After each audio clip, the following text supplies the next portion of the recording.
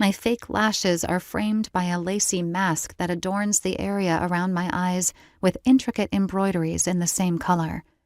He told me to wear all white, but he wouldn't say why. My attire is a stark contrast to the sultry darkness that envelops the room. Crimson red velvet curtains drape from the ceiling to the floor, creating a sense of grandeur as they frame the walls. The rich, deep red hue contrasts with the dim lighting, casting a warm, romantic glow throughout the space. Fake candlelight flickers from ornate golden fixtures and sconces. I never imagined it to look like this. I had never even heard of the Velvet Rooms until he suggested meeting here.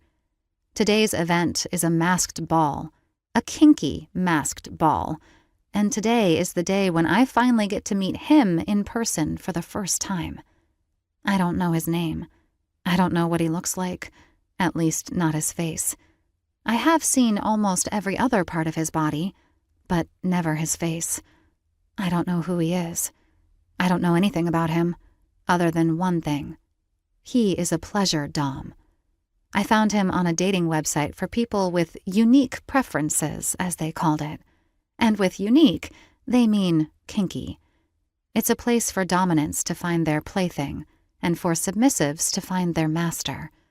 I don't even know if this term applies to me. It's not like I have any experiences I could base this on. I just know that I'm different, that there's a craving inside me, a craving that I have yet to understand. And he said he'd help me with that. We've been chatting for a couple of weeks now, and while we never shared any personal information, we did share a lot of other things. Ideas, dreams, wishes, expectations, and just the most intimate kind. It was his suggestion to use this event for our first meeting. He even paid for my ticket, which I could never afford on my own, and he assured me that this is a safe space.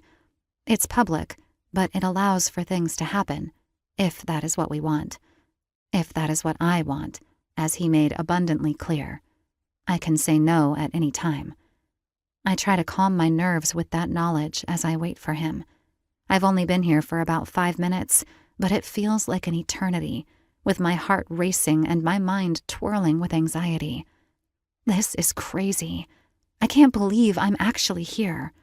School is about to start again, and I told myself that this would be the one big last hurrah of my Christmas break when I agreed to meet up with him here tonight. Next week, I will go back to working on my master's degree at Harvard University and start my job as a teaching assistant. But tonight, none of that matters. "What's a pretty girl like you doing here all by herself?"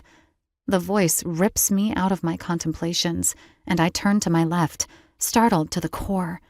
A man in a black suit, at least 20 years my senior, and with graying hair, is standing right next to me, way too close for comfort, as he flashes an assertive smile at me, his teeth whiter than the fabric that envelops my body.